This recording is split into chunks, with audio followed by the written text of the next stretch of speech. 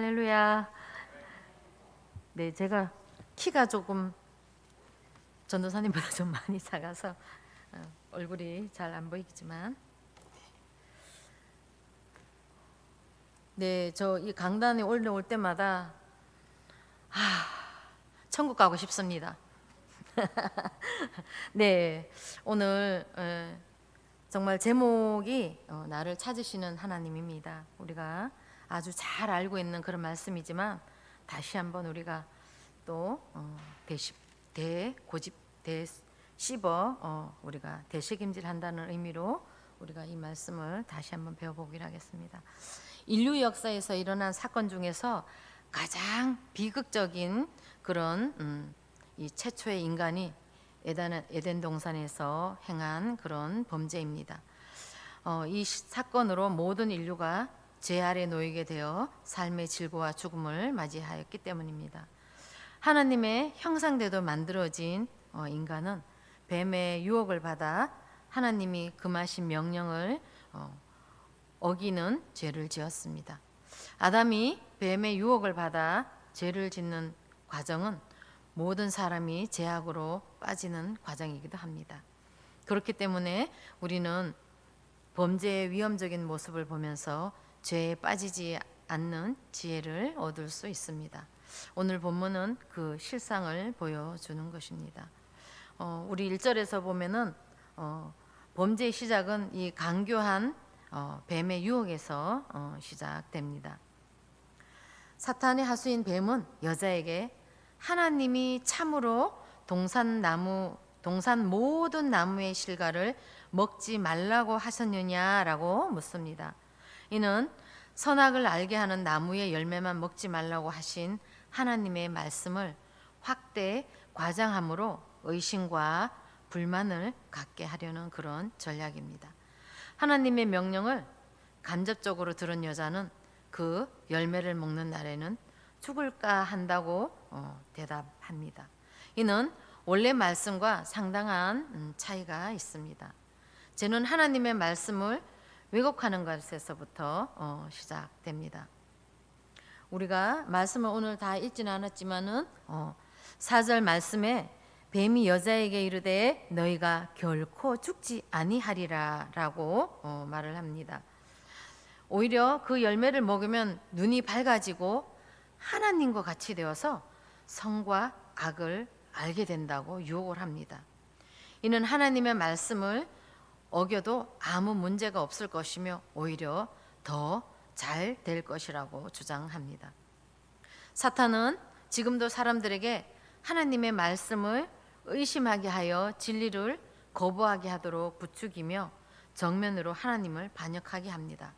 그래서 요한복음 8장 44절 말씀에 예수님은 사탄을 가리켜 거짓의 아비라고 그렇게 말씀하고 계십니다.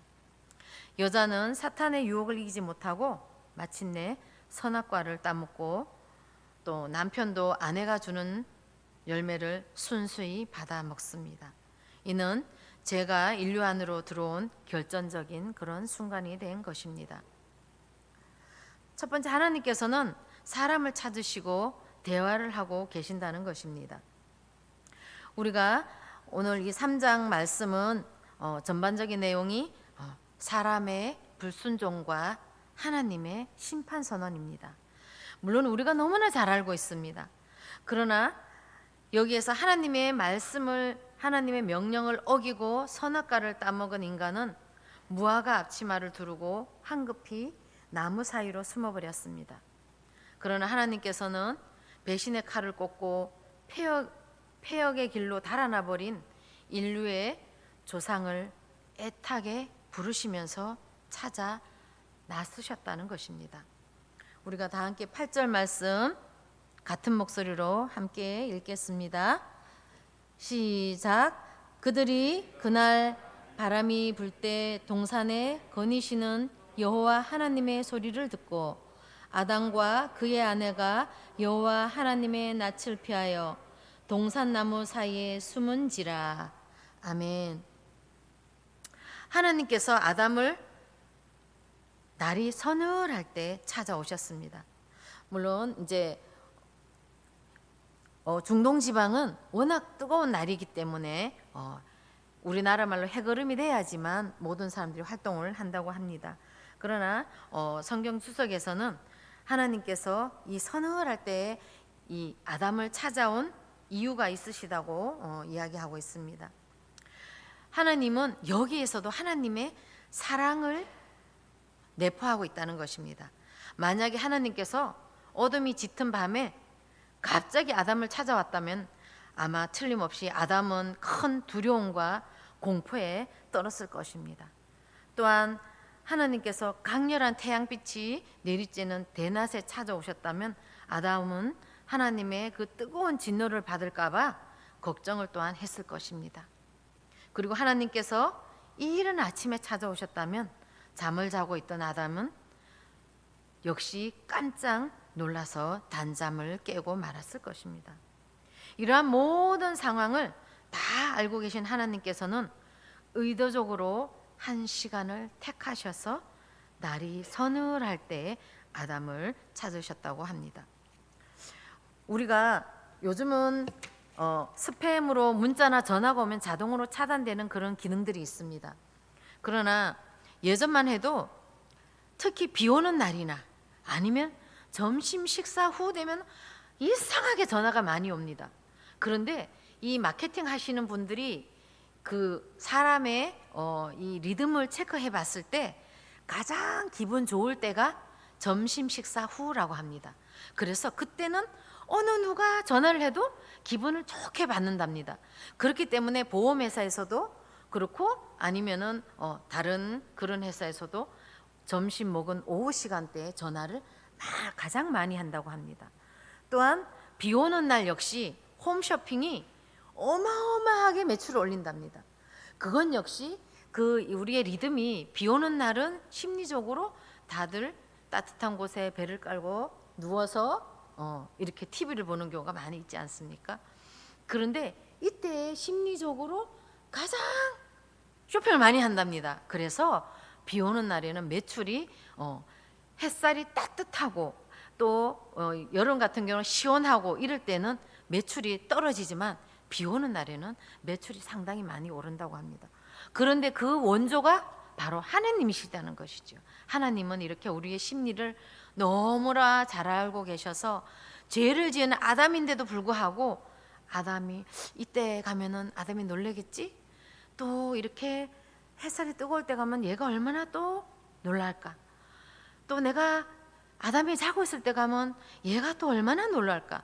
그런 노심초사하시는 마음이 있으셔서 죄를 지은 그 아담인데도 불구하고 하나님께서는 거기에서도 또 하나님의 사랑을 나타내시며 이렇게 서늘한 그 시간을 택하셔서 하나님이 아담을 찾아가셨다는 것입니다. 하나님께서는 또한 규칙적으로 늘 동산을 거니셨습니다. 동산을 조용히 거니시면서 아담을 향해 말씀을 하셨습니다. 아담아, 내가 어디 있느냐? 이것이야말로 하나님의 자비하심과 또한 온유하심과 죄를 향해 오래 참고 계시신 그런 그 하나님의 성품을 나타낸다는 것입니다. 성부 하나님은 에덴 동산에서 그 모습을 드러내셨지만 성자 하나님은 성육신 하셔서 이 땅 위에 그리고 성령 하나님은 예수님께서 세례를 받으실 때 오순절 때 각기 그 모습을 그 현존을 나타내셨다는 것입니다. 우리가 9절 말씀 함께 읽겠습니다. 시작. 여호와 하나님이 아담을 부르시며 그에게 이르시되 내가 어디 있느냐. 아멘. 하나님이 아담아 내가 어디 있느냐 하고 말씀하셨습니다. 우리는 아마 이렇게 큰 죄를 인류의 가장 큰 죄를 지은 그런 이 아담이라면은 이렇게 부드러운 목소리로 부를 수가 있을까요? 그런 하나님께서는 아담이 어디 있는지 알지만은 아담아 하고 내가 어디 있냐고 이렇게 부르셨습니다. 비록 인간은 하나님께 불순종하고 또 하나님의 곁을 떠나갔지만 그들을 포기할 수가 없으셨기 때문에 적절한 시점에서 그를 찾아오셔서 부르셨다는 것입니다. 이것은 죄인에 대한 하나님의 음성이었고 하나님을 떠난 모든 사람들을 반드시 부르시는 그런 음성이기도 합니다. 이것들은 그들이 어디 있는지를 몰라서 물으시는 것이 아니라 하나님과의 관계를 물음으로써 그들로 하여금 자신의 죄를 깨닫고 죄를 인식시키는 그런 기회를 주기 위함이었습니다. 하나님께서는 아버지가 집 나간 아들을 애타게 찾으시듯이 또한 목자가 길 잃은 양을 찾아 산과 들을 헤매듯이 죄인을 결코 내버려 두지 않으시고 끝까지 찾으신다고 누가복음 15장에서 말씀하고 있습니다. 그리고 우리가 너무나 잘 알고 있지만 그 불순종한 요나를 풍랑 속에서 또 절망 가운데 성전에 있던 이사야를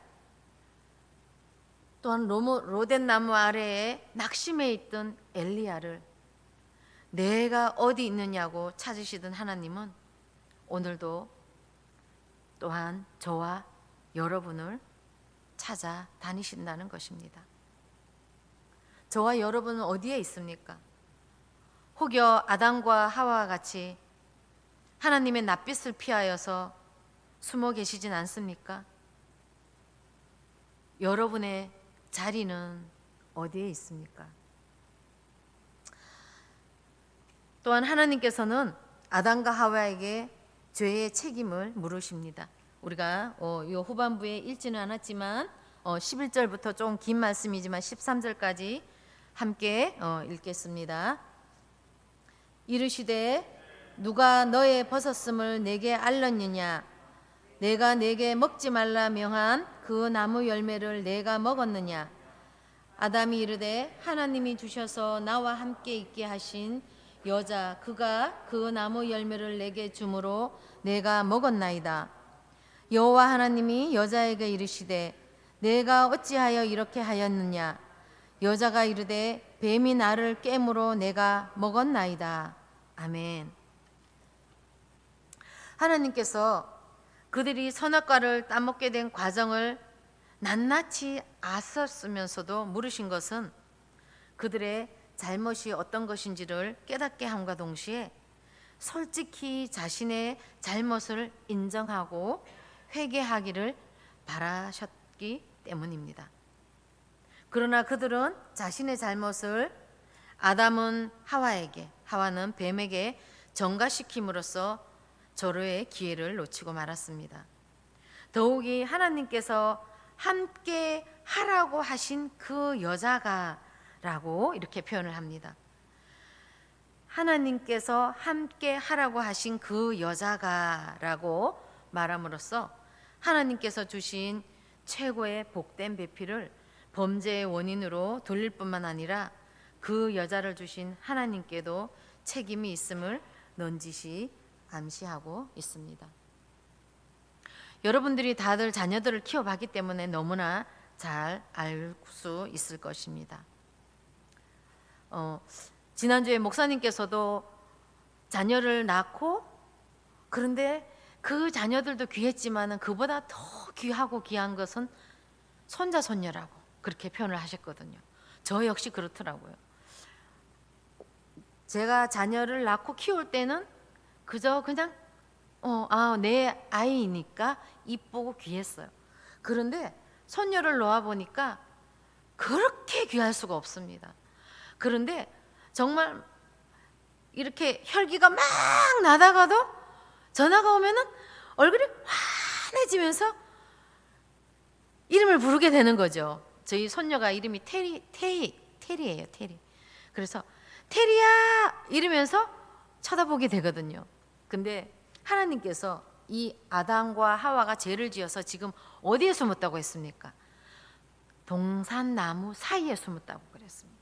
그런데 우리 김 권사님도 그렇게 했지만 이 애기들이 숨바꼭질을 한 번씩 해요. 그러면서 숨는데 어디가 숨으면은 머리만 갖다 이렇게 쳐박고 엉덩이를 이렇게 드러내놓고 있습니다. 그리고 자기를 찾으라고 불러요.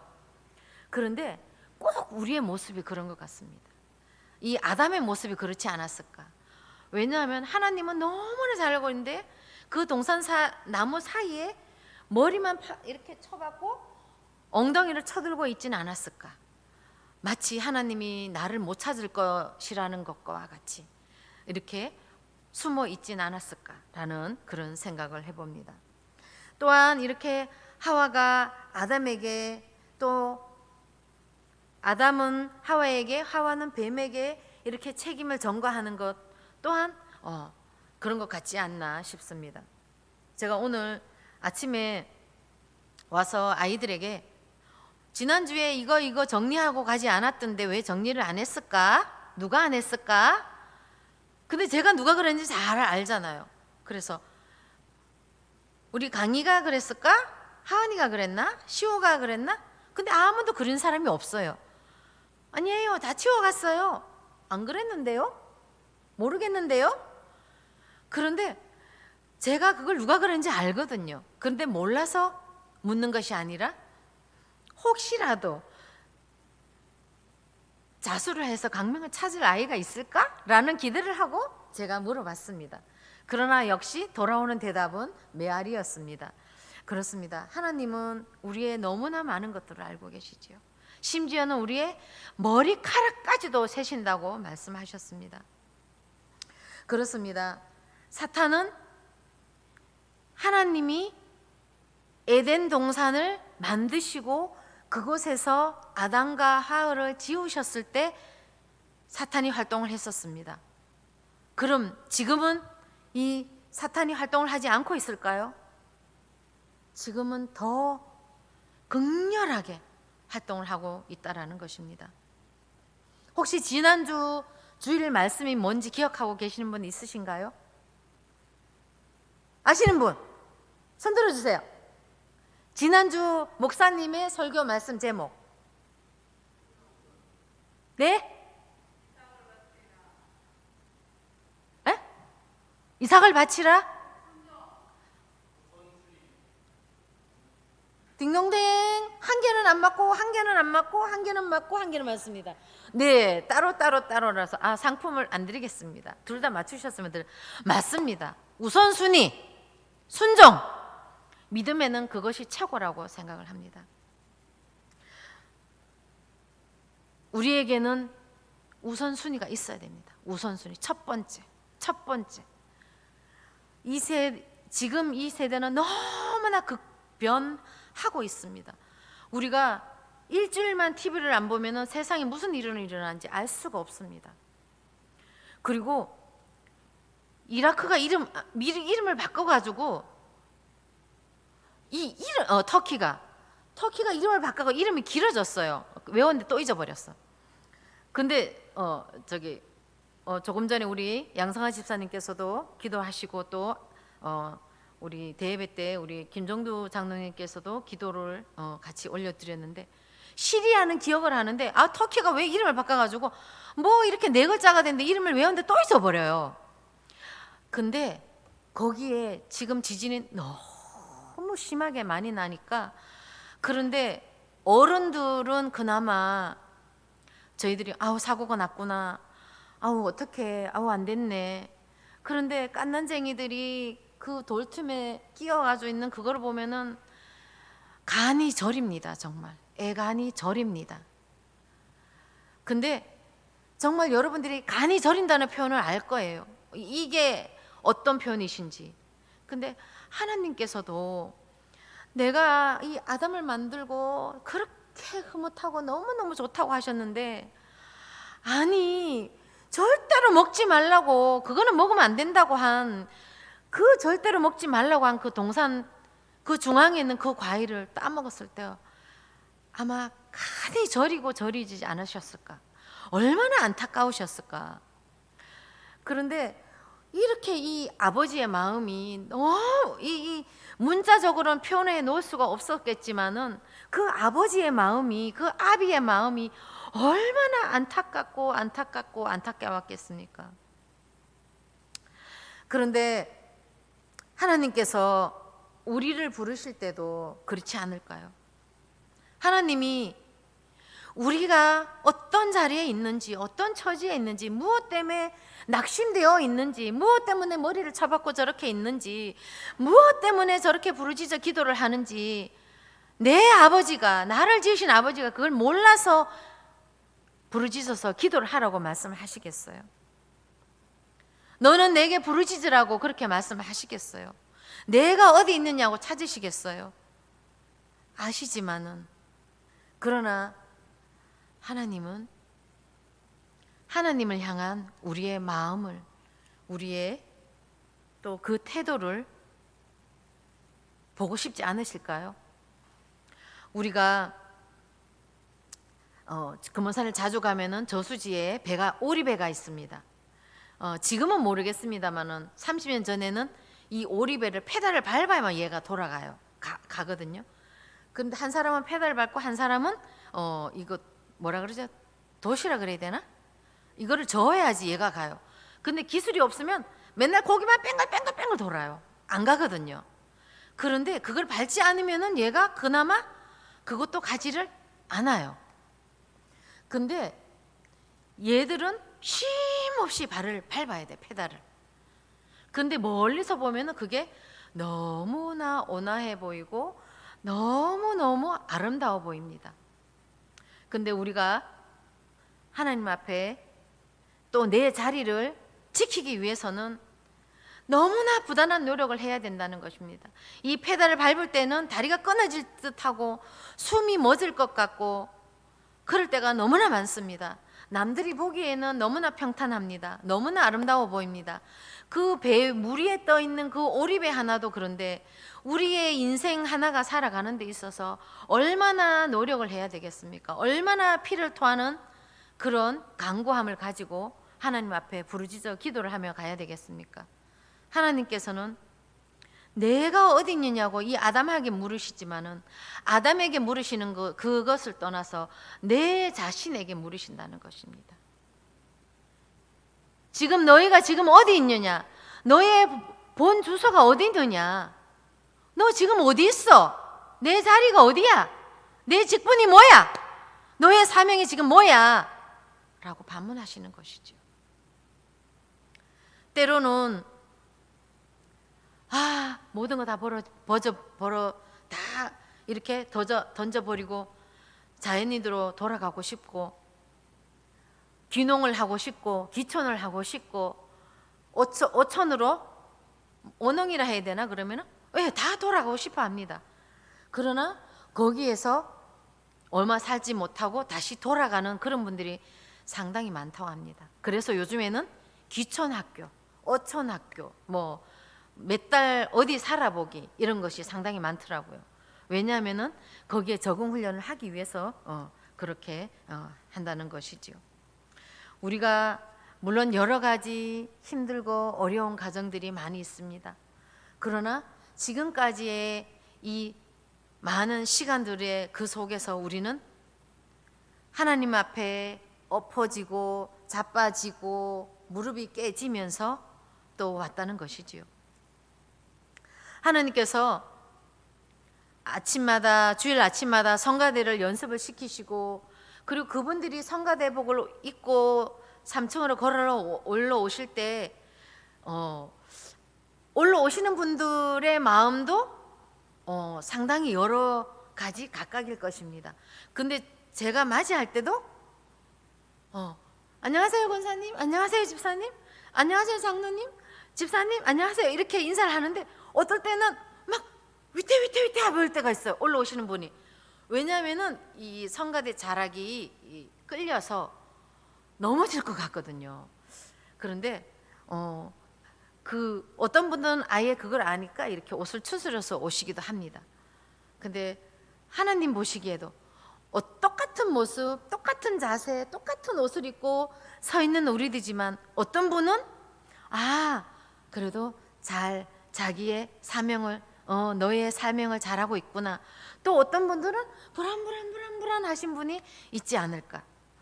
그것은 옷을 여미고 올라오시는 분들은 안정적이기 때문에 제가 그분들은 걱정을 덜 하지만 그냥 막 올라오시는 분들은 곧 그 옷깃을 밟아서 막 앞으로 넘어질 듯하는 그런 액션이 취해질 때는 제가 너무나 불안해서 막 쫓아내려가고 싶은 그런 마음이 있거든요.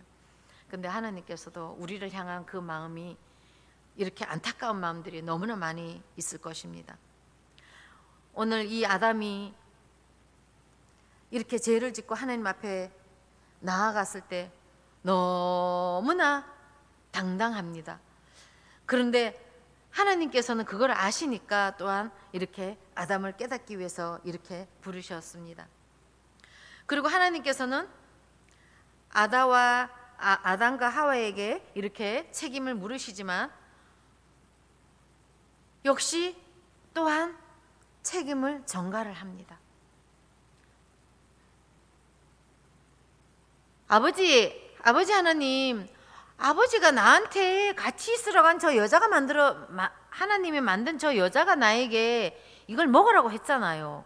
이것은 즉시 뭐예요? 이건 역시 하나님이 아빠가 잘못했잖아. 아빠가 그거 왜 거기 놔뒀어? 거기 나눴으니까 내가 그거 밟고 넘어졌잖아. 이거와 같은 이야기죠. 하나님이 나와 같이 있으라고 한 그 여자가 이 열매를 줘서 제가 먹었습니다. 또 이제 하와한테 갑니다. 하와한테 갔을 때 하와가 뭐라 그럽니까? 하나님, 저 뱀이 하나님 만드신 뱀이잖아요. 저 뱀, 물론 그렇게 기록은 안 돼 있습니다. 뱀이 나를 먹으라 그래서 제가 먹었습니다. 이렇게 책임을 전가를 시키거든요. 요즘에는 아이들이 한 명밖에 없지만 2명, 3명 되면은 항상 특히 남자 형제들이 많은 집은 개구장이라서 꼭 장난을 너무 심하게 쳐서 사고를 치는 그런 그 장본인이 꼭 한 명은 있습니다. 그러나 맨날 야단 듣는 그 아들은 막둥이일 수밖에 없어요. 또 아니면은 중간이나 마지는 야단을 잘 안 들어요. 왜냐하면은 머리가 반짝반짝 돌아가기 때문에 자꾸 제가 그랬어. 막내는 허가가 그랬어 이러거든요. 그러면 꼭 중간에 있는 중치들이 야단을 많이 맞거든요. 그런 것처럼 하나님은 이렇게 책임 전가 알고 계시지만 책임을 전가하는 그 모습을 보면서 하나님은 어떤 생각을 하셨을까? 하나님이 함께 하라고 한 그 여자가 라고 하면서 자기의 책임을 이렇게 전가해 버렸습니다. 사탄이 이렇게 유혹을 하고 있지만 범죄의 책임은 인간, 이 아담의 뜻이 인간이지 않습니까? 바로 이 인간에게 있었다는 것입니다. 바로 이들은 욕심과 교만을 부렸기 때문입니다. 한동안 제가 또 잊어버렸네요. 복권 말고 이 동그란 그거 뭐지?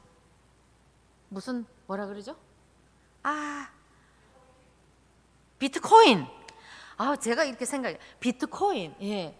비트코인이 뭐 이렇게 개발을 해야 된다 그래서 막 이 컴퓨터를 막 수십 대 갖다 놓고 그거를 뭐 개발을 한다 그러더라고요. 그래서 이렇게 하시는 분들이 있더라고. 근데 어떤 분은 목사님, 제가 이 비트코인을 어마어마하게 개발을 했습니다. 찾아냈습니다. 그래서 이게 조금만 있으면은 기하급수적으로 이제 제가 돈을 너무너무 많이 벌면 제가 이거 다 선교할 것입니다. 그런데 돈을 어마어마하게 많이 벌었어요. 그런데 하루, 이틀, 3일 되니까 이게 땡 됐어요. 근데 하나님이 이것을 기뻐하셨을까요?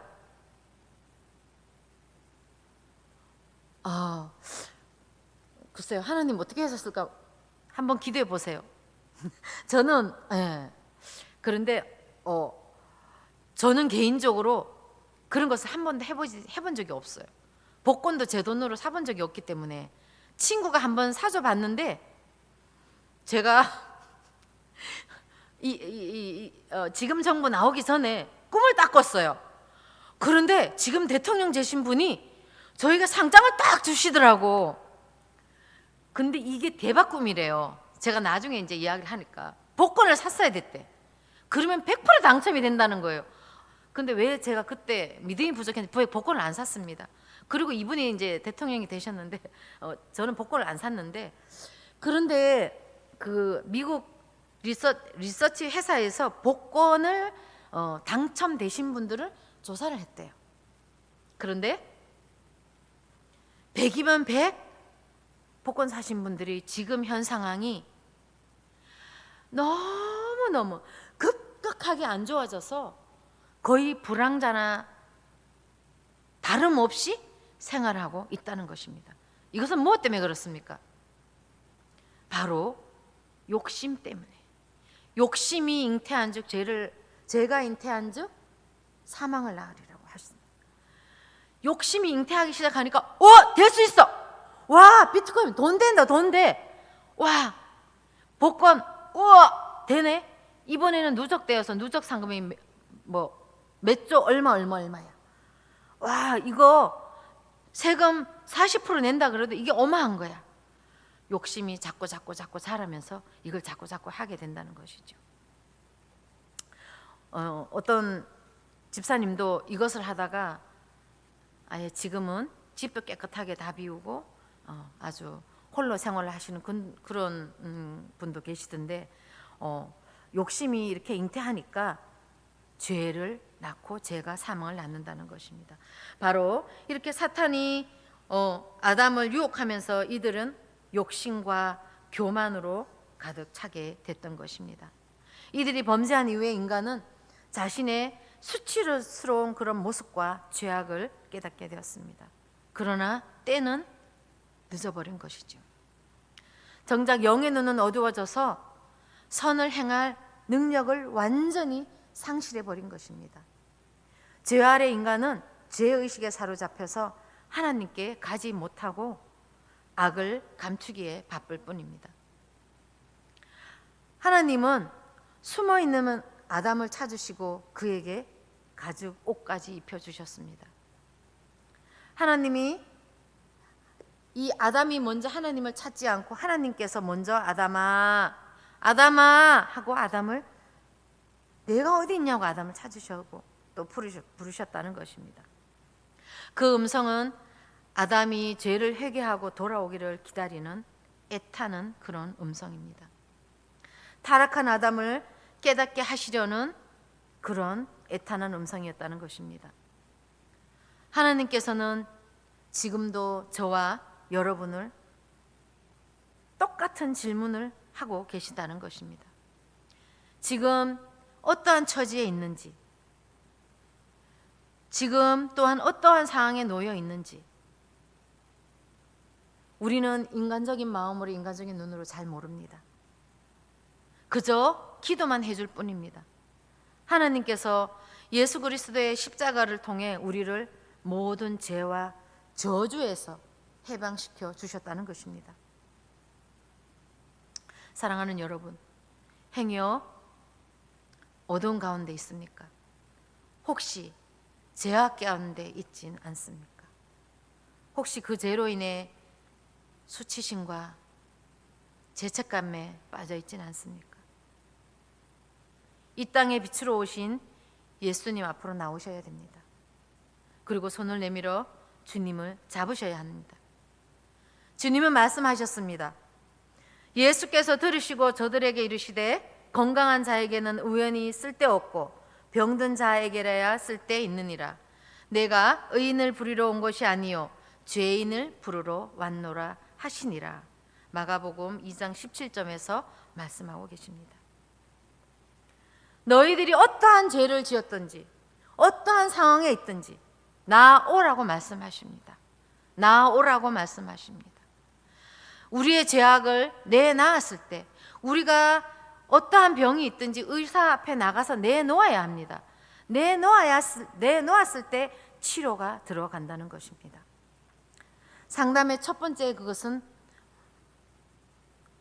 안에 있는 상처를 내놓을 때 치료하는 그 첫 과정이라고 하지 않습니까?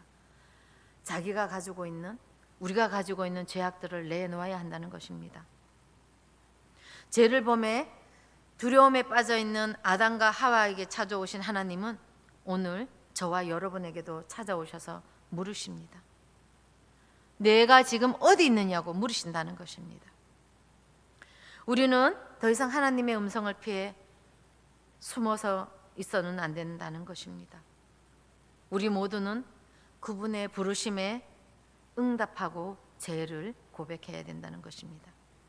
하나님께서 아담에게 가죽옷을 지어 주신 것처럼 우리에게도 새로운 가죽옷을 입혀 주신다는 것입니다. 지난주 목사님의 말씀과 같이 우리는 첫 번째 우선순위가 하나님이 되어야 된다는 것입니다. 우리는 우상을 저 밖에 있는 나무 보고 절하는 사람들이 그게 우상이야. 제사상 놓고 절하는 게 우상이야 라고 말씀합니다. 물론 맞습니다. 그러나 하나님 외에 첫 번째로 두는 건 다 우상입니다. 돈이 첫 번째면 그것이 우상입니다. 내가 직업이 첫 번째로 되면 그 직장이 우상이 되어버리는 것입니다. 내가 가장하는 내 손녀가 손자가 첫 번째이면 그것이 우상이 되는 것입니다. 자식이 우상이 된다는 것입니다. 아니면은 이 내 몸뚱아리가 첫 번째가 되면 이 몸뚱아리가 우상이 되는 것입니다. 여러분의 첫 번째 우선순위는 무엇입니까? 우리는 하나님 앞에 순종하며 나아가야지만 된다는 것이죠. 첫 번째는 하나님 앞에 나와야 된다는 것입니다. 하나님 앞에 순종해야 된다는 겁니다. 순복해야 된다는 것입니다. 순복이 안 되면 순종, 복종이라도 하셔야 된다는 것입니다. 나의 몸을 쳐서 꿇어 엎드려야 된다는 것입니다. 나의 죄 짓는 몸을 주님 앞에 끌고 나와 엎드려야 된다는 것입니다.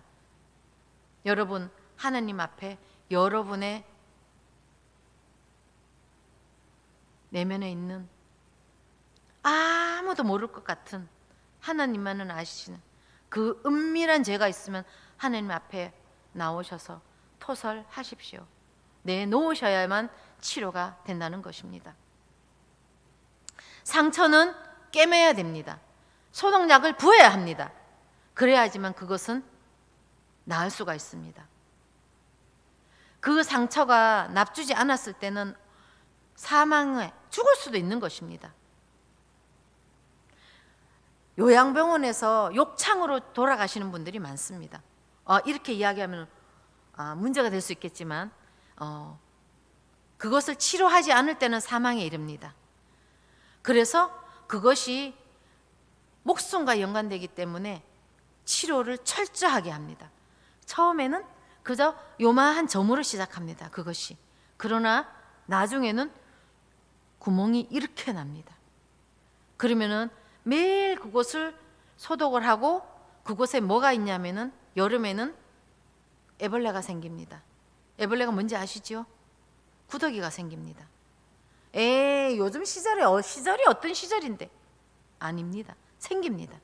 그래서 거기서 매일 소독을 하고 그 빈 공간에 거즈를 소독한 거즈를 채워 넣습니다.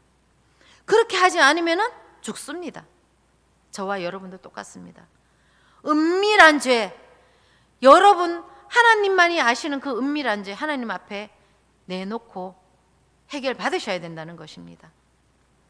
아담이 하나님 앞에 죄 지었던 것을 하나님이 모르셔서 부르시지 않았다고 하지 않았습니까? 하나님이 우리의 은밀한 죄를 모르십니까? 아십니다. 그러나 끝까지 인내하시면서 우리를 참고 기다려 주신다는 것이지요. 기다리고 계신다는 것입니다. 그러나 속히 오십시오. 늦어지면은 목숨이 위험합니다. 목숨이 위험합니다. 사망에 이를 수 있다라는 것입니다. 여러분, 오늘 이 자리에 참석한 여러분 모두는 하나님께서 여러분의 영혼을 예수님의 보혈로 깨끗이 씻어주시고 하늘의 영원한 기쁨과 만족과 평강과 소망으로 채워주시기를 예수님의 이름으로 간절히 축원합니다. 기도하겠습니다. 주님,